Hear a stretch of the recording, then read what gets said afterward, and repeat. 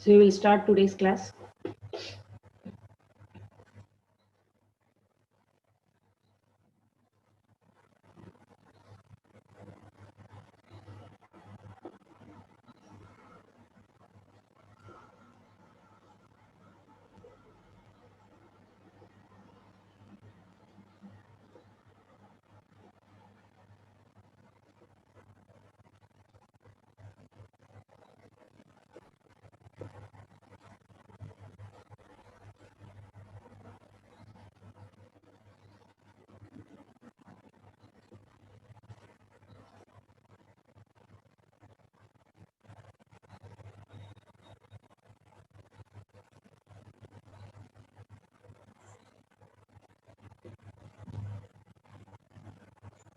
So in the last class, we didn't got an explanation related to the carbon dioxide molding, but we have learned all the different types of the castings on the molds which are to be get used, and what are the different procedures and advantages and disadvantages.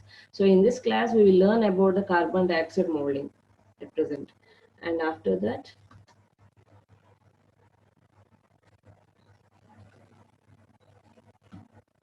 So we also left over the furnaces which are used to melt the metal that is used in a casting process. So we will learn both the topics today. So we will go for the CO2 molding, the first one.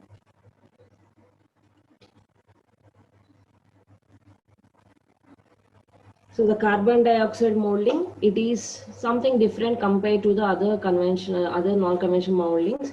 It is nothing but carbon dioxide molding is the easiest process compared to other part.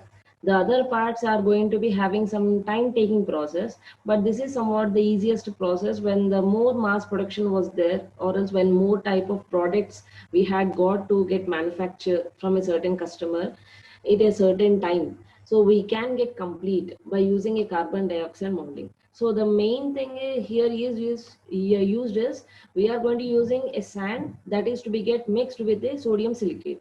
It is to be get mixed with the sodium silicate, and the process is the same as of the same sand casting. But after that, the molding was done, the CO2 gas is to get pumped into the total molds, whether it is in a croup and a DAG. And so it is nothing but we are going to putting some vent holes on a sand casting. In the same manner, through the vent holes, the CO2 gas is to be get pumped in the both the molds, so that the hardness is to be get happen for a certain casting part.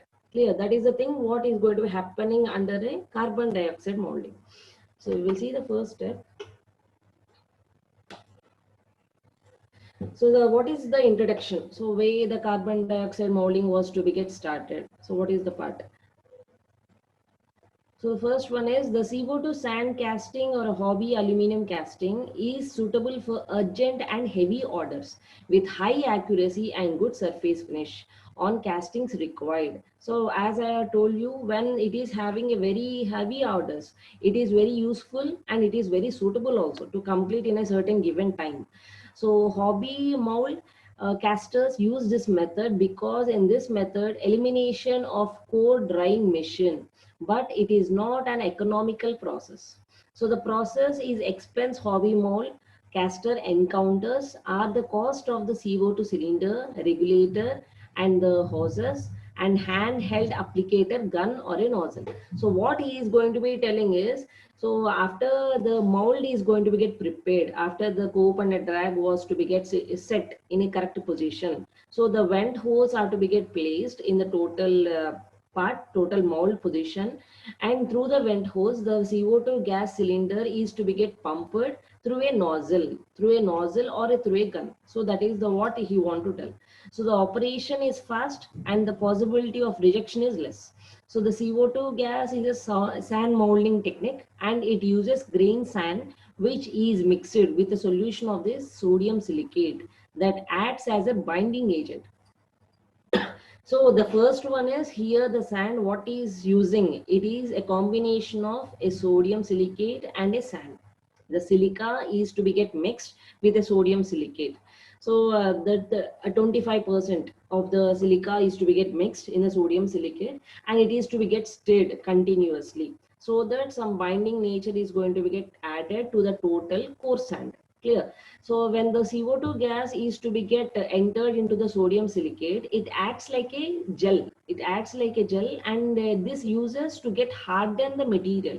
So whatever the product you want to prepare, that is going to be get hardened, so that you cannot see the more number of defects in a certain piece, whether it is a coats or whether it is a pores or a holes or any other cracks that cannot be get seen. So the number of defects can be get reduced by using a CO2 sand casting when compared to the other casting, because here you are going to be pumping some type of liquid, some type of gas into that one. So with that one, the nature of that one is to strengthen your material, to strengthen your material, and if any moisture content was there, it is to get evaporates, and whatever the piece you want to get, it will be in a good nature. So the CO2 gas is used to harden the mass of the sand after the mold has been made. So here he is telling CO2 gas is used to harden the mass of the sand after the mold has been made. Clear? So we will see the procedure.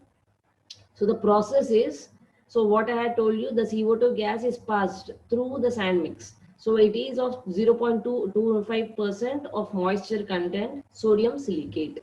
So then the sodium silicate and becomes a stiff gel which gives enough strength for the mold. So when the CO2 gas was sent into the sand, the total sand is to be get having a very stiffness. The strength was very more compared to the normal sand casting. So here we are using some of the additives so that it can be get preserved. So the additives like the coal powder, wood flour, sea coal, dextrine, kaolin clay, aluminium oxide, and invert sugar. These are the some of the additives which are to be get used, so that whatever the CO2 gas sent into the sand, it must be in the same position. So the properties of the additives are, kaolin clay is used for the mold stability. So to have a mold stability, the kaolin clay was used, and aluminium oxide is used for hot strength of bounded sand. And invert sugar is used after pouring to reduce the retained strength of the mold or core, which removes from the mold with less shaking. So these are the additives. For these additives, the piece which we can get after the complete process will be having a good nature. So these are one of the things which are to be used when the process is going to be carried out. Clear? So the next one. So what are the steps are involved? What is the step by step is going to be happening.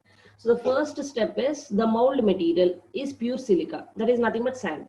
So we are going to be taking a material of sand. So in this sand, a 3 to 5% of liquid base binder of sodium silicate. So 3 to 5% of liquid sodium silicate is to be get taken. 3 to 5% of the liquid, and it is milled for the 3 to 4 minutes. So it is stirred for 3 to 4 minutes, so that it can be having a good consistent between the both.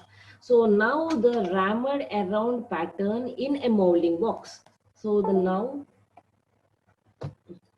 rammed around pattern in a molding box. Next, the CO2 gas forced into the mold at about 1.4 to 1.5 kg per centimeter square for a predetermined time of 15 to 30 seconds. So after the combination of pure silica and a sodium silicate sand was taken in a mold, after that the complete operation was done.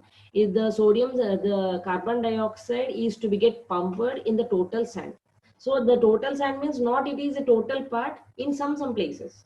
So the thing is, the mold is about 1.4 to 1.5 kg per centimeter square, and it is to be get done for 15 to 30 seconds. So after refractory coating, the system ready for pouring. So after refractory coating, the system is ready for pouring, and the material, the pattern used here is either a wood or a metal pattern. So what are the pattern you want to use? It is a wood or a metal pattern. The procedure is same as of the sand casting, no difference. The procedure is the same. Next, the suitable pressure reducing valves are used to reduce the pressure of the gas. Next, the pattern rubbed with a graphite before ramming to overcome removal of the pattern from the mold. So pattern is to be rubbed with a graphite before ramming. Before ramming is to be get taken place, the pattern is totally rubbed with a graphite. So it is nothing but some coating was to be get done with a graphite, so that it can be get removed. The pattern can be get removed after the completion of your process. So the next one. So this is the process. The first one, the process is the same as you had seen in a sand casting. The first process, cope and a drag, the pattern, which was placed half of the pattern in a drag and half of the pattern in a cope. But here the sand, whatever you are going to be taking, it is a mixture of the sodium silicate. It is a mixture. So liquid sodium silicate. So this is the first case, and this is the second case. You are going to putting the sprue and a riser, whatever the same procedure. So the grain sand with a mixture of the sodium silicate, liquid base binder, and small amount of water. So we know how to mix the sand. So third one is the vent holes. So we are going to putting the vent hole so that the moisture content can be get removed from the total thing. The gases can be get removed. So for that sake, we are going to putting the vent holes. So through the vent holes only, the CO2 gas is to be get pumped. So the multiple probe and a manifold is to be get used, and through this one the CO2 gas is to be get pumped. So after that it is hardened outer surface. So whatever the part you want, you are going to be getting, the part is to be get hardened, the outer surface. Clear? This is the 5 steps how the process is to be get done. Okay, so we will see what is the video for it.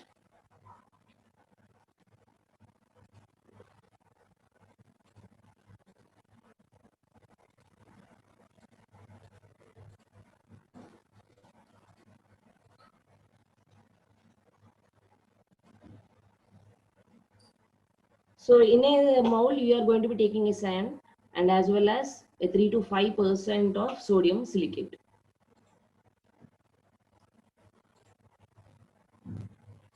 Liquid sodium silicate. It is stirred for some to 3 to 5 minutes. And some additives are to be get taken like coal, coke, or else different, the wood flour. So that type of things is to be get taken. And this is a cope and a drag. And we had put a pattern, half of the pattern in one piece and other half of the pattern in another thing. So we had placed a sprue and as well as a riser. So the sprue is to be get used to put the molten metal into the total part. So the sand is to be get poured.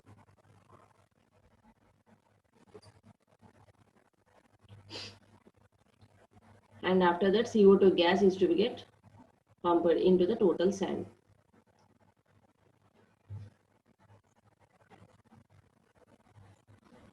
At a certain pressure for 15 to 30 seconds.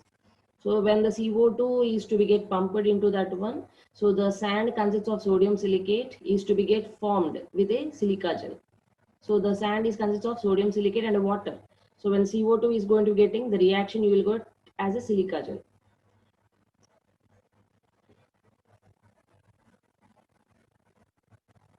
So now from the sprue, the molten metal is to be get poured.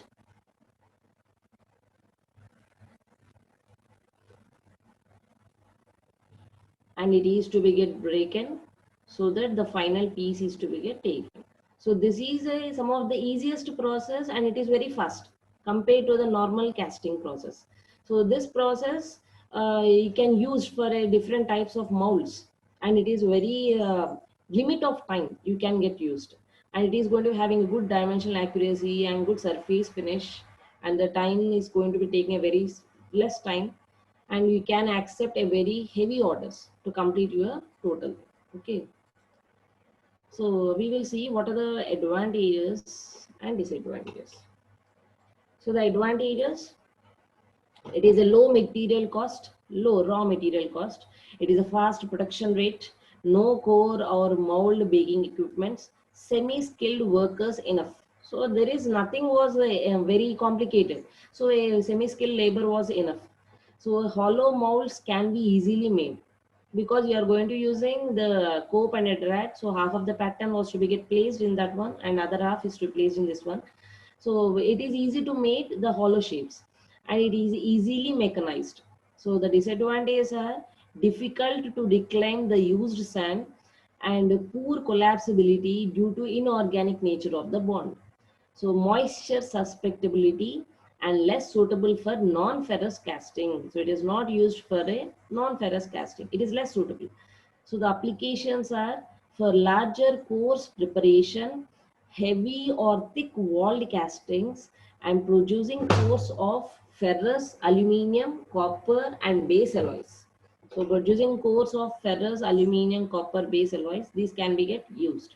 Clear. So this is nothing but the total carbon dioxide molding, how it is going to be done. So as of the normal casting process, it won't be get add. In a syllabus of the normal casting process, it won't be get add. So the carbon dioxide molding is a recently applicable. It was recently used and it is very efficient. It is a very low economical. It is not a very high economical. There is unnecessary to put a more amount on the carbon dioxide molding also. Clear. But it is a very easiest process and within a less time you can get complete. The process is the same as of the sand casting process. Clear. So we will go for a next thing.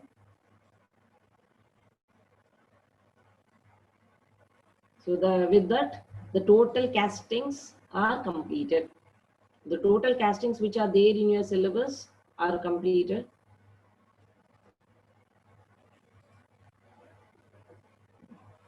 So the first one, sand casting, steps in the shell molding, investment casting, permanent casting, and the cold chamber and a hot chamber, die casting.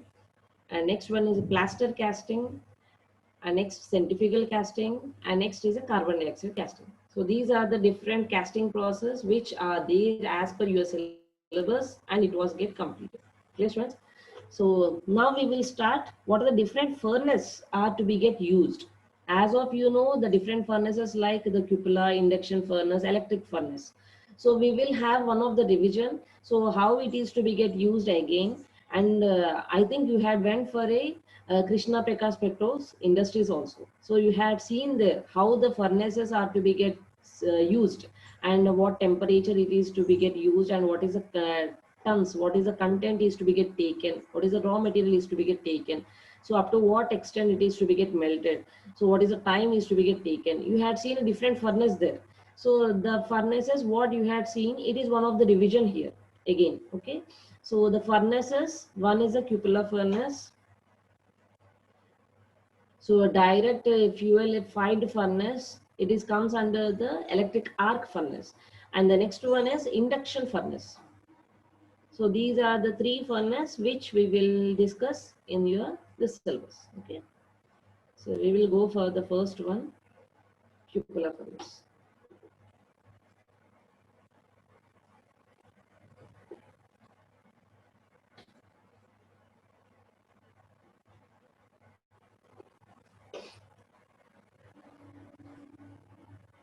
So I will unmute your students so you can. So tell me one thing, students, why the furnace is required? Is the furnace is required?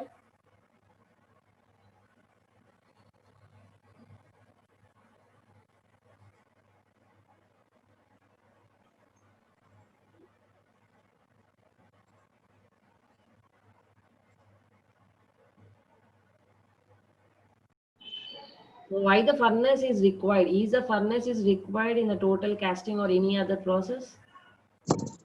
To melt the Of the furnace. metal, madam. Huh? To get the molten metal, madam. To get the molten metal.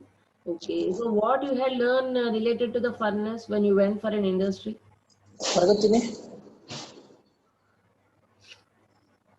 What you had learned when you went for an industry? So what are okay? What are the different contents is going to be taken in a cupola furnace? What is the, huh? So what are the things we are going to be considered in a cupola furnace?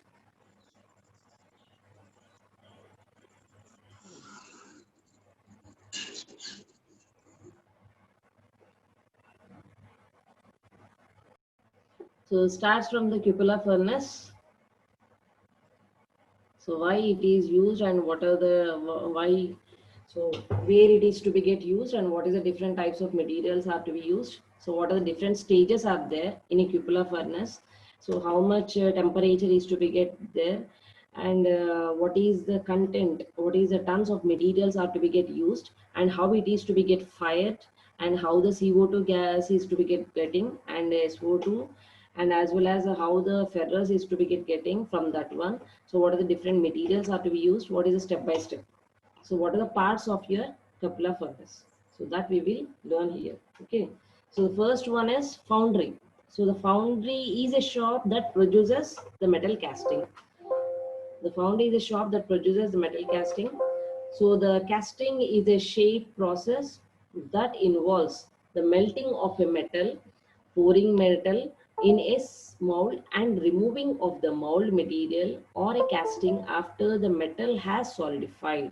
So the foundry is a shop that produces the metal casting, as you know. So the casting is a shaping process that involves the melting of a metal. So you know what is the process you are going to be taken. So the first one is the metal is to be get melted.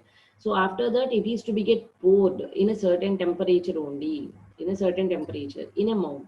So and removing the mold material or a casting after the metal has solidified. So after the solidification was done, the total cope and a drag is to be get removed and the pattern is to be get taken out. So the mostly aluminium and cast iron are processed. However, bronze, brass, steel, magnesium and zinc are also processed. So as of we know, we will do the aluminium and a cast iron, but also these can also be get done through the casting. So the next one. So what is a furnace? So what is meant by a furnace? So the heating media or a device. It is nothing but a heating media or a device. It is used for heating and melting. So it is for the melting purpose, the furnace is to be get used. So for providing the heat to chemical reactions for process like cracking. So for providing the heat to chemical reactions for process like cracking. So the furnace may be heated by a fuel, as in many furnace coke is used as a fuel. So you know what is a coke.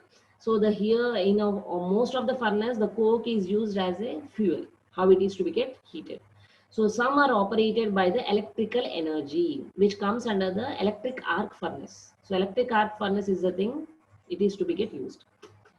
So next, furnaces for foundry. So the furnaces are mostly used in foundries are cupolas, direct fuel fired furnace, crucible furnace, electric arc furnace, and a induction furnace. So these are the main furnace are to be used. I think you had learned a cupola furnace, electric arc furnace, and induction furnace. I think it was completed.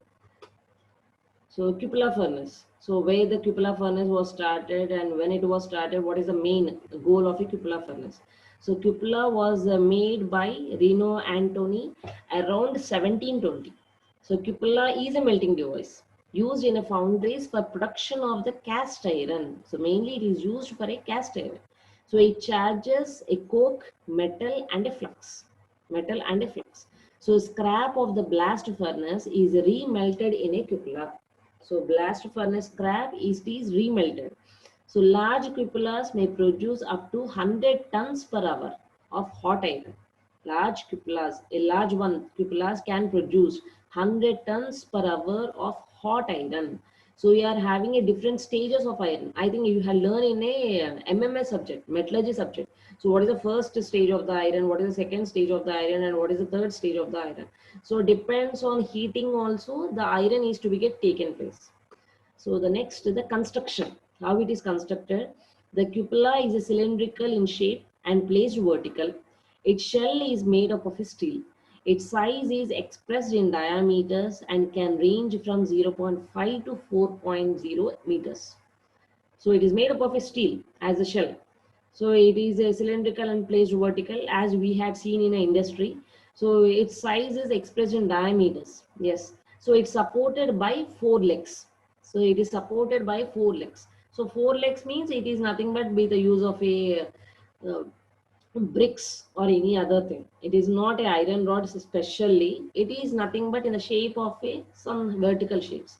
So internal walls are lined with the refractory bricks. So the internal walls. So it is lined with the refractory bricks and its lining is temporary. The lining is totally temporary. It is not permanent. So these are the parts of a cupola. The first one is spark arrestor. Spark arrestor. The second one is a charging door. The next one is a wind box. And next one is a tires. And next is a tap hole, slag hole, and a bottom door. Here students, spark arrestor, charging door, and a binding box, wind box, and a tires, and a tap hole, and a slag hole, slag bottom, and a tap hole, felting hole, and a slag bottom. And next is a bottom door. So these are the main thing. So here you are going to be taking a 3 steps. One is a coke, flux, and a metal. So the first one is a coke, second is flux, and a metal. So a step-by-step process is going to be get done. So the first we will arrange the coke, the first one. The second we will arrange the flux. The third is arrange the metal. In the same order, coke, flux, and a metal. So it is to be get heated. The furnace is to be get heated. After a certain temperature, the total is to be get melted. The molten metal is to be get removed, and it is to be carried over with the ladles. Clear? So the next one.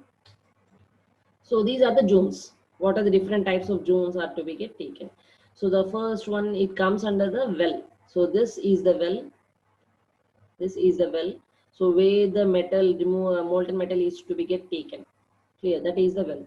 So the space between the bottom of the tires and a sand bed. The space between the bottom of the tires, these are the tires, and a sand bed. The bottom is to be known as a well.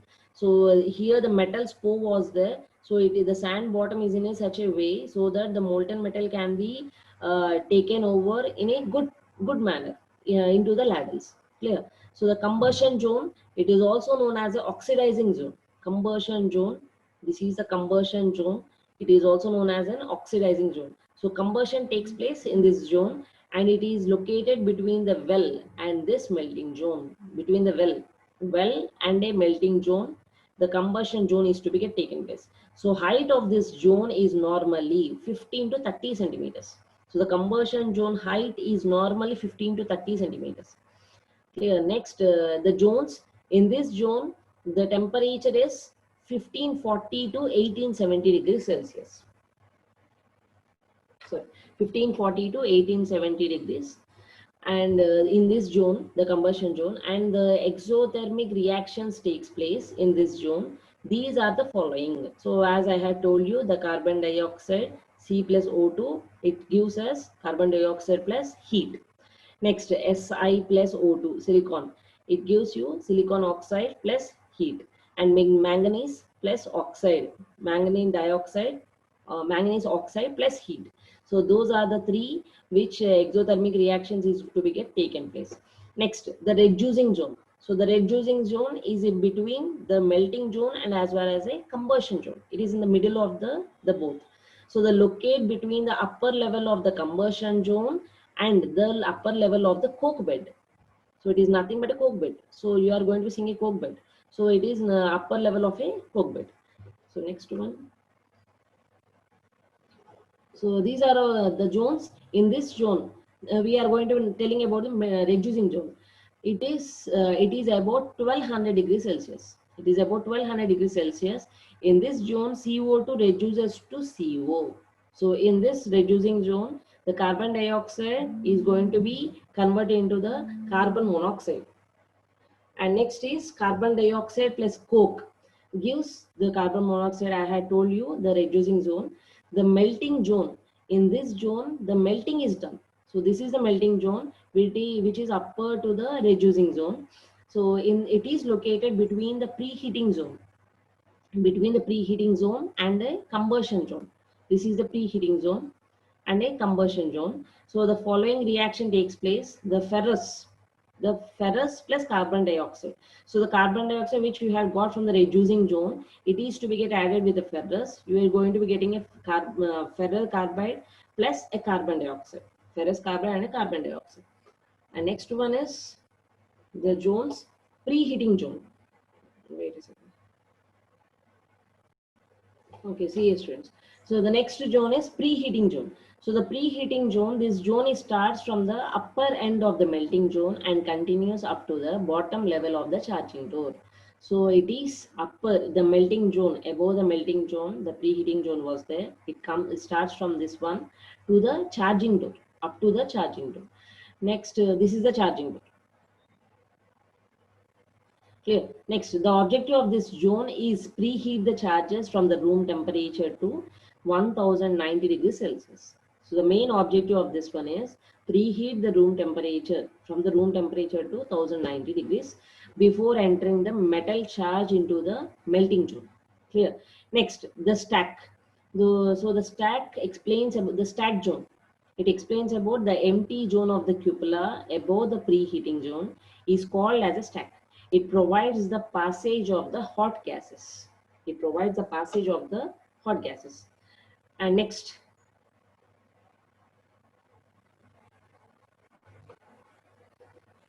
so next one is charging of a cupola furnace. So these are the things what we had learned until now. What is the different types of zones are there? Stack zone, preheating zone, melting zone, reducing zone, combustion zone. So these are different zones what we have learned and how much temperature is going to get taken.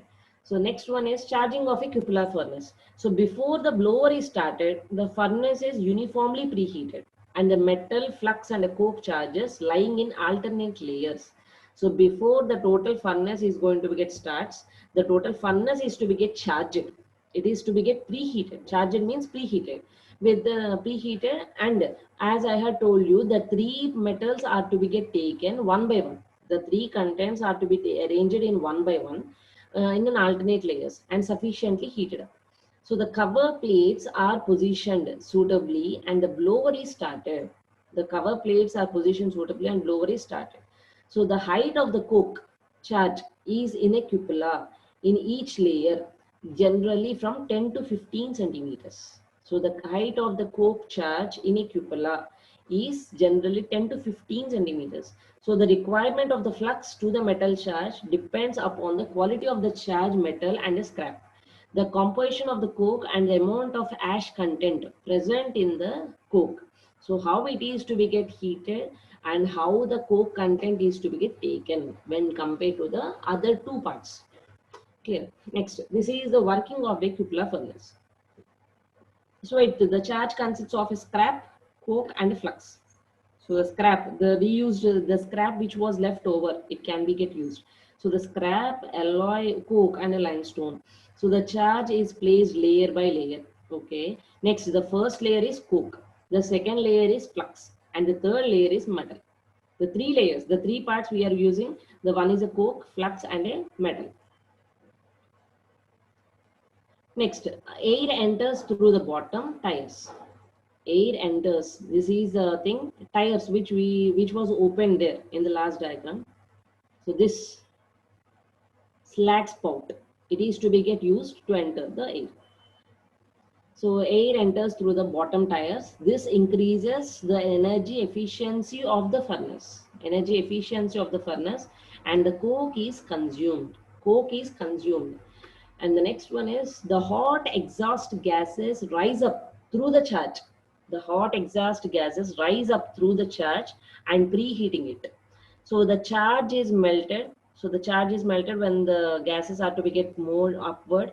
So as the material is consumed, additional charges can be added to the furnace. As the material is to be get reducing, additionally the material is to be get added. So a continuous flow of iron emerges from the bottom of the furnace. So here it is above the sand and between the tires. It is in the shape of an inclined shape where we can take out the molten metal. So the slag is removed from the slag hole. So the slag is to be get taken over. So the molten metal achieved by the tap hole.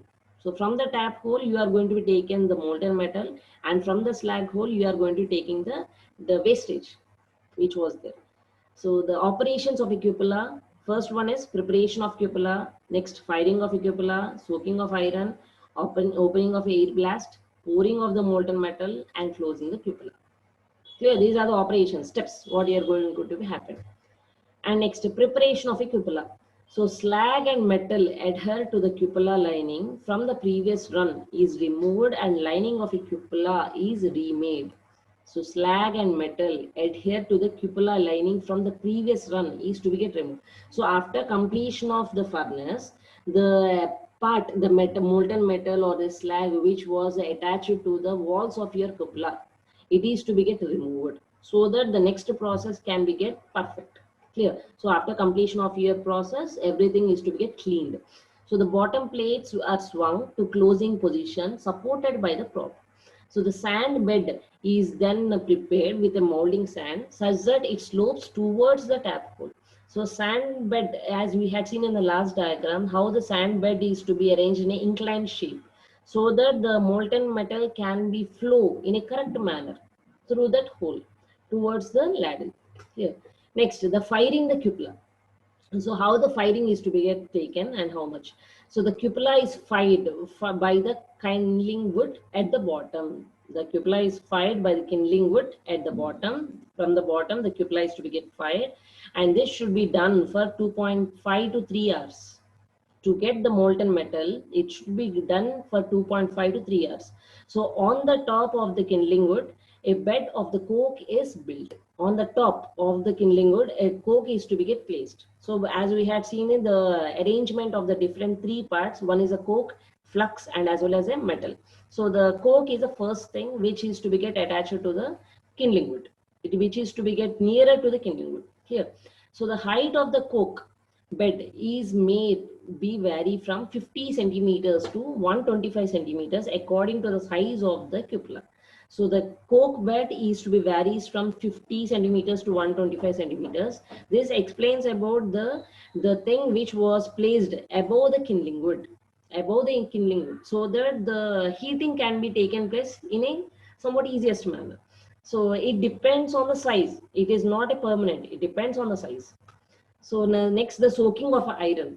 So when the furnace is charged fully, it is maintained for about 45 minutes. So when the furnace is charged fully, it is maintained about 45 minutes. The charge is slowly heated. During the stage, the air blast is shut off and the iron is soaked. Clear?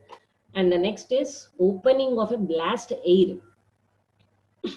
At the end of the soaking period, at the end of the soaking period, the air blast is opened. So the tapping hole is closed by the plug when the melting proceeds and the molten metal is collects at the bottom. So tapping hole which we had seen in the diagram, it was closed until the total thing was to be get done. So after that, it is to be get collected from the bottom. So next, the pouring of the molten metal. So when the sufficient amount of the metal has collected in the earth, the slag hole is opened and the slag is removed. So from the slag, the wastage is to be get removed, and after that, the pure molten metal is to be get collected from the tap hole. So then the tapping hole is open, the molten metal is flows out in the ladle. Clear. Next, the same procedure is repeated until the charge is melted and the operation is over. So until the content which you had poured in the total cupola furnace is completed, the total procedure is to be get followed. Next, the closing of the cupola. So when the operation is over, the air blast is shut off. When operation is completed, the air blast is to be get closed. The bottom of the furnace is opened by removing the prop. Clear? Next, the advantages. So what are the advantages of the cupola? So it is simple and economical to operate. Yes. So cupolas can refine the metal charge, removing impurities out of the slag. So the main advantage of the cupola is we can separate the impurities and the purities. The purity is nothing but the molten metal. So the impurity is nothing but which is a waste which is going to be getting from the molten metal. It can be get taken over from it through the slag hole. Next, the high melting rates, easy operation, chemical compound control, composition control, efficiency of the cupola varies from 30 to 50%, less floor space requirements. So it is not require more workspace area. Next, the disadvantages comes to since the molten metal and coke are in contact with each other, certain elements like a silicon, manganese are lost. So when the molten metal and coke are in contact with each other, whatever the silicon which is going to be reaction taken place and the manganese reaction taken place, it is to be get lost. And others like sulfur are picked up. So this changes the final analysis of the molten metal. Okay, so the closed temperature control is difficult to maintain. So the closed temperatures is difficult to maintain. We have to check each and every time what is going to be, whether the wood is kindling wood is to be get sufficient or not, whether the coke which you poured above to the kindling wood is there or not in a correct manner. We have to be get checked at each and every minute. Clear? So now we will see what is the video of this one. Okay. So this is nothing but the cupola furnace, what you had given a revision for it.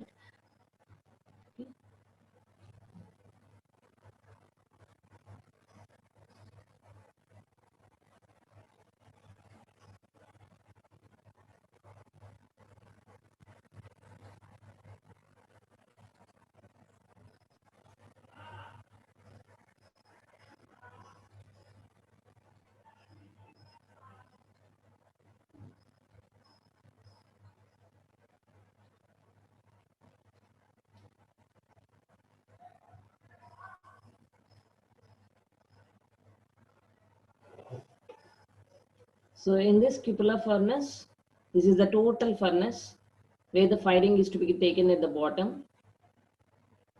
So from the door, charging door, you are going to placing the three contents, the coke and as well as the limestone and the metal. The three contents are to be get placed. The limestone is nothing but a flux. So it is in a order, some order. It is not in a directly. It is not mixed. It is in order. So the lining is made with a bricks. It is a temporary. It is not a permanent lining. So the first one is the coke is to be get sent into the cupola. The next one is the flux, the limestone, and after that the metal is to get poured.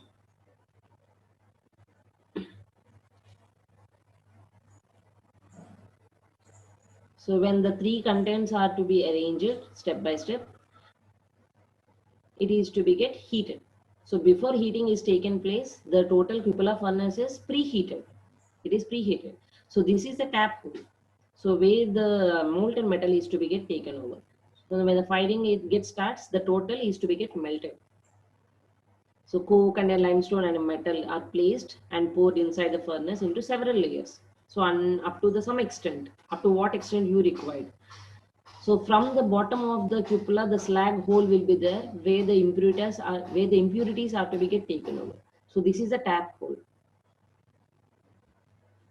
Molten metal is collected into ladles. Yeah. Okay, students. So this is nothing but your cupola furnace. So what is the different types of temperatures are to be get taken? So this is the total cupola furnace. So as of you had seen here, the tires, felting hole and a drop bottom, sand bottom, slag bottom. So the sand bottom is to be get arranged in a such a manner so that the molten metal can be easily taken over from the tapping hole. So the molten metal can be easily collected from the tapping hole. If it is not in an inclined shape, the molten metal cannot be get out. So it is to be arranged in a summer shape. So this total cupola furnace is lining with a bricks. It is not with any metal or any other thing. It is lining with the bricks. So we are having different stages: refractory lining and air box, a steel shell stage, and a furnace charging door. From this furnace charging door, we are going to be taking the total three metals, three contents. So this is the cupola door, which is to be get shut off when the total operation is to be carried out. So this is known as a stack zone. This is known as a stack zone, and this the second zone is known as a preheating zone. So it is having a three zones. One is a combustion zone, the preheating zone, and a stack zone. So in a combustion zone, we can explain about the melting zone and the reducing zone. Clear? These are the three things which is to be get happen. Okay. So okay.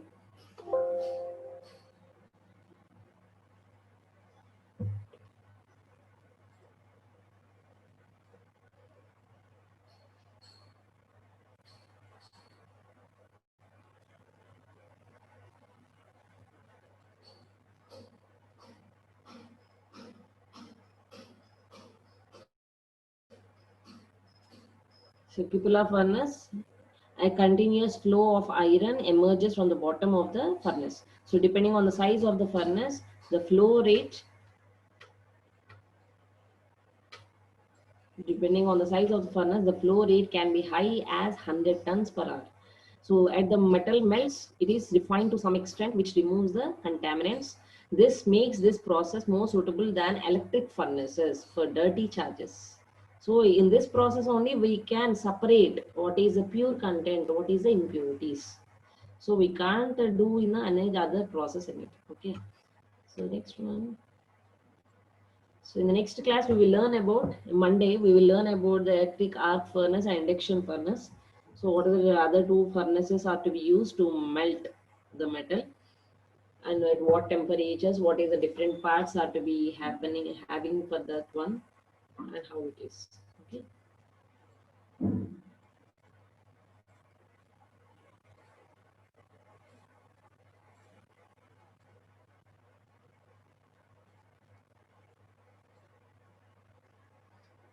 So any doubts, students?